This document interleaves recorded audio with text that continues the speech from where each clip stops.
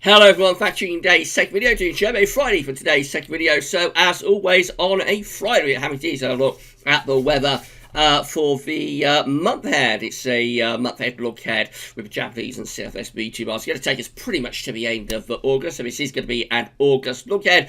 We'll see what these two models are predicting for the final month of the summer of 2020. Of course, been a delayed summer so far. We've had a pretty cool July, but the heat is on now. The heat is really building. I can tell you that already at 12:35 as I'm recording video, 35 degrees, 95 Fahrenheit has been recorded at Heathrow. Other parts of the south are around 34. We will discuss this in today's third video update coming up later on this afternoon, looking at the weather the next 10 to 14 days. It'll be a little bit later, probably, maybe after 3 o'clock, so that we can get in those observations and see just how hot the temperature is getting this afternoon. So it may be like 3 to 4 o'clock before we do the 10 to 14 day update. That is deliberately slightly later than normal, so that we can see how hot things have got. But yeah, 35's already been achieved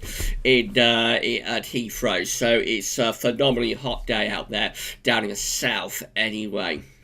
But more about that later. And they've got the AIMS update coming up for you tonight. But let's go with JMA Friday. So I'm going to start off with the Japanese forecast for the next 4 weeks from the Northern Hemisphere and North Pole view down. So this is the Arctic, of course, around here, or North Pole, and this is a wider Arctic circle around there. And we've got the mid-latitudes through here. So blue is extrapolated to below average heights, which is low pressure, yellow, orange and red extrapolate to above average heights, which is high pressure. These are broken down to week periods, and the first week period will take us from the 31st today, 31st of July, through to the 7th of August. The coming week does look rather unsettled, actually, with below average heights out to the north and west and above average heights down to the south. And the wind is coming in something like that from off the Atlantic. Probably looks a little bit more unsettled than it will be. I don't think it's going to be that wet down in the south and the southeast. In the north and west, yes, it will be rather showery at times, but probably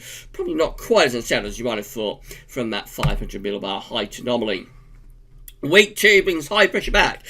This is the 7th through to the 14th of August, with above average heights then building over and to the east of the country. High pressure back in business, low pressure out in the Atlantic. This will be sucking up pretty hot southerly winds again, potentially. So yes, that second week of August could turn a lot hotter across many parts of the country once again.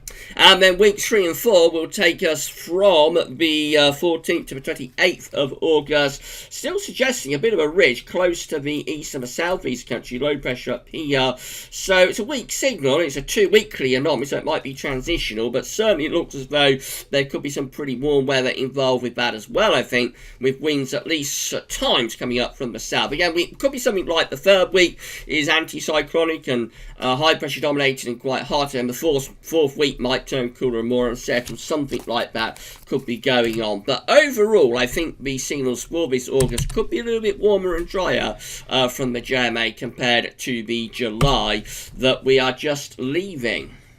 Right, this is tropical mid-latitude view with 500 millibar height anomalies. So we can't see the Arctic and North Pole, Scandinavia, Greenland, those sort of areas there off the chart up here. But we just had a look at that view down, so we know what's going on. British Isles in top right-hand corner of the chart as you're looking at it. Reminds you of a week 1 500 millibar height anomaly from the 31st of July to the 7th of August, with above average heights, high pressure to the south, below average heights to the northwest. Looks a little bit westerly, looks a little bit on the cool and changeable side. Potentially. Temperature anomalies are coming up average to slightly above average. It may be a little bit warmer than that, really. Precipitation anomalies do look a little bit unsettled, especially for northern parts of the country. In the north, it is a little bit wetter than average up there, but elsewhere, I think that's a little bit overdone. I don't think it's going to be as unsettled as that in the week ahead, to be honest. Then we go through to week 2, which is the 7th and 14th of August, with above average heights over and to the east of the country, and that draws up these hot winds from the south.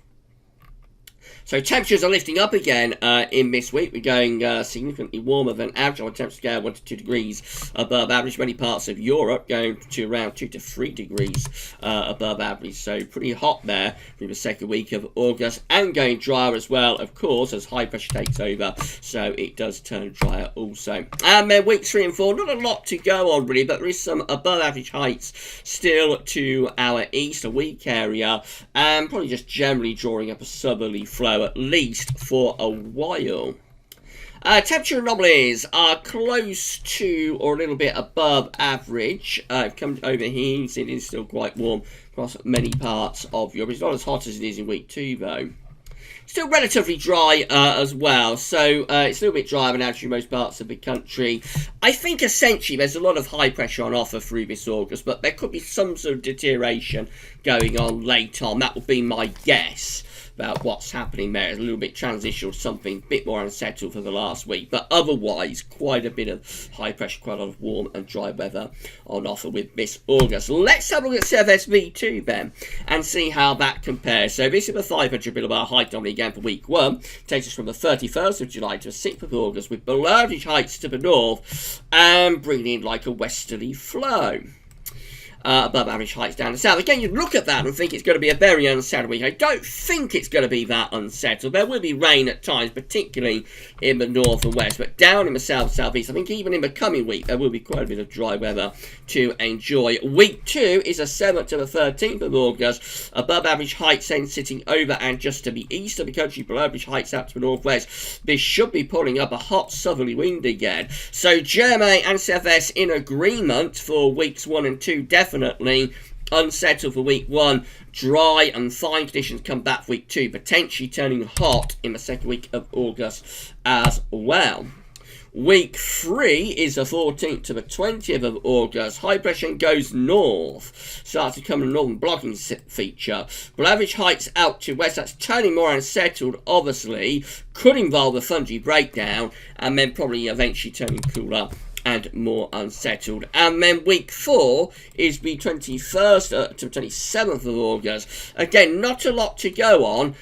Signs of northern blocking though within the northern latitudes. Some higher pressure down here. Otherwise, not much going on. We could be bringing in an easterly flow, which of course in August is going to be pretty warm. Alternatively though, we might be running in the jet stream and some low pressure underneath this high. Underneath this block, we could be running in the jet stream and some low pressure. So that's one of those charts that's sort of on a knife edge of going in several directions, really. And quite a complicated one to decipher. The CFS generally seems to be playing around with an idea that the first half of August is quite hot, I think. The second half of August is potentially cooler and more unsettled. Having said that, the temperature anomaly for week 1, which is the 31st of July to 6th of August, is cooler than average in agreement with the JMA. Again, I'll be surprised if it's quite as cool as you would envisage from that. Week 2 is the 7th to the 13th of August. So again, looking quite mediocre with the temperatures for the UK and for Ireland, but look how hot it is across most parts of Europe. And I think really for the UK, those temperatures are on the pessimistic side.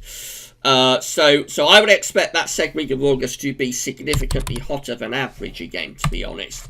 Week 3 also been on the pessimistic side. This is the 14th to 20th of August. I'm not sure about these temperature anomalies at all. Notice how hot it is again across most parts of Europe. I think we could well tap into that at times. So yeah, I think the CMA is a bit pessimistic with the temperature today. And I think August will probably be hotter than this is suggesting, at least in weeks 2 and 3. By the time you get through to week 4, it does look more generally cooler then, not just in the UK, but through most parts of Europe. So that's probably okay. We probably do end August on a rather cooler note there. But I think the middle 2 weeks, weeks 2, potentially week 3 as well, could be rather hotter than the CFS is indicating here. And then finally, precipitation for week 1, 31st of July, 6th of August. So close to average with precipitation. Maybe a little bit on the unsettled side in the northwest. Drive an average for week 2. This is the 7th to the 13th of August. Drive an average then. So yeah, that could well be a hot and dry week in the second week of August, I think, despite CFS looking a bit poor with the temperature anomaly. Week 3 is the 14th, 20th of August. We're losing the signal. Could be starting to go a little bit more unsettled, though. Perhaps a fungy breakdown.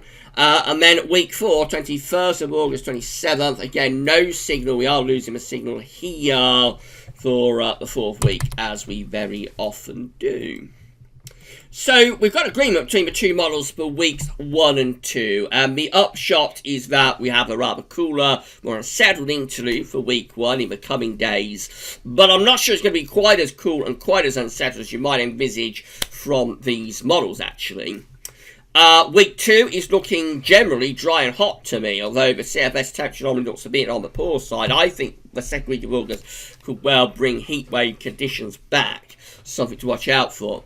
And then weeks 3 and 4, it's all rather sketchy then. So as we move from the middle part to the second half of August, it does start getting rather sketchy. I think week 3 could well be another pretty warm week as well. Maybe encompassing a fungy breakdown at some point. Possibly back to something a little bit cooler and more unsettled by the final week of the month. But this could be shaping up to be quite a warm August now, I think, and that will be in line with the GavsWeatherVids summer forecast, of course. So we shall see how it all plays out. Right, that's JMA Friday for this week. That was just a snapshot of what the modelling shape could all look very, very different next week. So yeah, don't take any forecasts beyond 5 to 7 days all that seriously. We're going to be back later on with your 10 to 14 day video update. We'll be a little bit later than normal because I want to see how hot those temperatures are getting with the observations. So it'll be a little bit later, after 3 o'clock definitely, could even be around 4 o'clock, something like that. But the 10 to 14 day will be coming up later on this afternoon, and they've got the ENSO update tonight. That could be the penultimate ENSO update of the year. So only one more of those to do next month, and then we will be combining them with winter updates. More about that tonight. Okay, that's all for now though for JMA Friday, and thanks for watching.